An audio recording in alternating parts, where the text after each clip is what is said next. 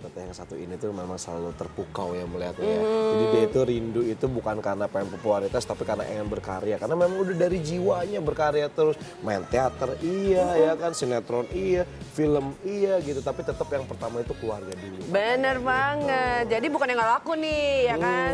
Pertama udah laku jadi istri orang. Ya kan soal kerjaan juga sebenarnya tawarannya banyak. Tapi memang pilih-pilih gitu. Apalagi yang waktunya juga pas karena balik lagi memang prioritasnya aja sekarang ini adalah anak dan juga keluarga seperti itu ya. Ya udah kita juga kangen loh lihat Teh Maudy ini acting, semoga ada film yang pas dengan waktunya, dengan perannya, semuanya pas. Tapi biasanya kalau misalnya sinias kayak gitu tuh seneng yang peran-peran menantang ya. Ya coba yang serem-serem gitu sekali-sekali coba. Gak berani, tadi kan udah bilang. Iya kan horor biar aku gak berani. menantang.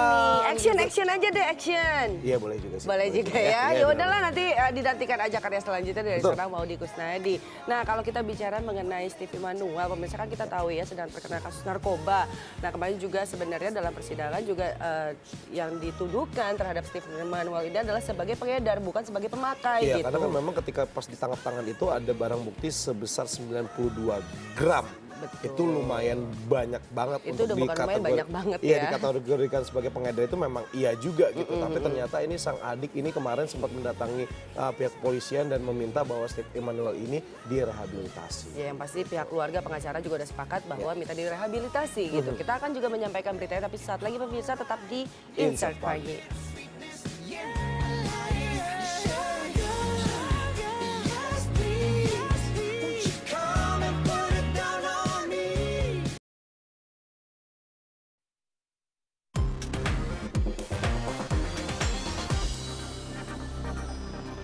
Oke, sebagai penutup perjumpaan kita pada pagi hari ini kita punya kabar yang datang dari Karenes Suni yang mana dia ini ingin kakaknya direhabilitasi dan semoga ini memang pengajuan ini terhadap pengadilan dan juga pihak kepolisian ini disetujuin gitu. Pokoknya kita doakan saja yang terbaik untuk kakak beradik ini ya.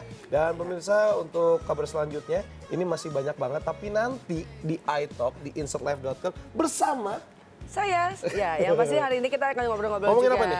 Ya tentang bekal nih, bawa bekal kantor apa jajan aja di luar. Kalau saya bekal untuk menuju akhirat nanti boleh? Oh itu boleh juga, itu lebih bagus. Kalau saya bekalan bentar lagi siaran lagi ya. Oke, terima kasih sudah menyaksikan Insert Pagi dan jangan lupa nanti Insert juga hadir pada pukul 11.30 dan Insert Today pada pukul 5 sore hanya di Trans TV. Milik kita bersama. Sampai jumpa di iTalk. Yeay! Tapi aku mau bekal deh. Jumat 21 Desember 2018 sepertinya menjadi hari yang sangat mengejutkan untuk keluarga Steve Emmanuel. Bagaimana tidak, artis tampan ini ditangkap pihak kepolisian terkait kasus penyalahgunaan narkotika. Saat ditangkap, Steve ditangkap pada pukul 11 malam ketika tengah berada di kondominium Kintaman, Mampang Perapatan, Jakarta Selatan. Menurut penuturan Kabid Humas Polda Metro Jaya Kombes Pol Argo Yuwono, Steve kedapatan membawa alat penghisap di saku celananya. Polisi pun langsung melakukan penggeledahan di apartemen Steve. Polisi berhasil menemukan 3 barang bukti yakni 1 plastik klip besar yang berisi narkotika jenis kokain, hydrochloride, dengan berat bruto 92,04 gram, 1 botol kaca yang saat itu digunakan Steve untuk menyimpan narkoba, dan 1 buah alat hisap untuk narkotika jenis kokain bernama Balt. Tak hanya itu, setelah dilakukan tes urin, hasil menunjukkan Steve positif sebagai seorang pengguna. Steve diketahui membawa narkoba dari Belanda. Pihak kepolisian menyebutkan alasan Steve menyelundupkan kokain dari Belanda adalah karena Steve merasakan kokain yang berasal dari Belanda memiliki kualitas yang bagus. Atas perlakuannya ini, Steve diancam hukuman pidana penjara minimum 5 tahun dan maksimum seumur hidup atau hukuman mati.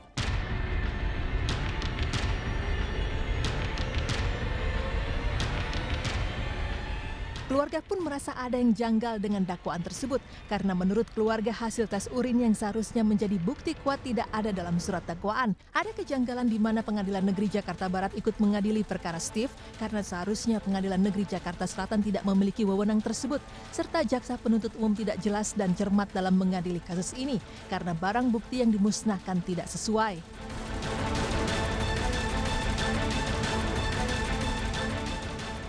Yang pertama, dalam eksepsi yang kami ajukan dalam persidangan, di situ kami ajukan tentang kompetensi relatif. Artinya bahwa Pengadilan Negeri Jakarta Barat tidak berwenang mengadili perkara Steve Emmanuel. Bahkan yang anehnya, ironisnya, dari penyidik melalui juga permohonan kepada jaksa penuntut umum bahwa permohon minta supaya kepada Steve dibon untuk menyaksikan pemusnahan barang bukti. Ini kan suatu keanehan. Sebagai pengacara, Jaswinda Manik menganggap jika Steve seharusnya dapat direhabilitasi karena dirinya bukanlah pengedar melainkan hanya seorang pemakai. Selain itu, pihak pengacara juga menyayangkan foto hasil tes urin yang positif yang dicantumkan dalam berkas perkara tidak dilengkapi dengan surat lab yang membuktikan hasil tes lab tersebut dan tidak dijadikan barang bukti dalam dakwaan. Udah jelas hasilnya positif. Kenapa saudara Steve tidak dimasukkan pasal 127? Nah, inilah kami mau luruskan bahwa Steve itu pemakai dan seperti tadi tes urin udah ada fotonya, tapi kok nggak ada berita acara.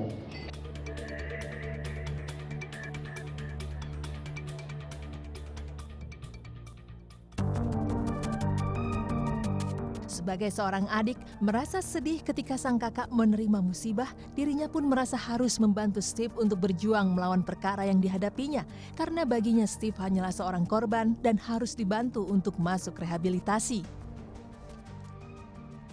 Ya pastinya sebagai keluarga, seperti kalian juga pasti ada merasanya sedih sekali lihat saudara ya ditahan, dipenjarakan.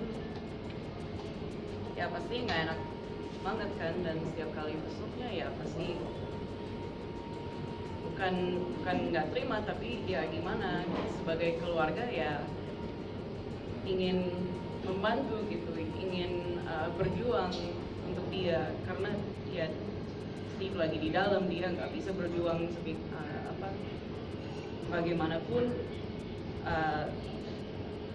dengan kondisinya OCD-nya kan, ya kita semuanya tahu ya kondisinya bukan seperti rumah sendiri, ya pastinya dia stres dan ya susah buat di situ. Nah ya kalau misalnya orangnya bilang ya oke, melanggar kan harus dihukum, tapi kalau sebagai pemakai itu adalah korban, dan korban butuh dibantu, korban butuh masuk rehab, harus dibantu. Itu orang baik.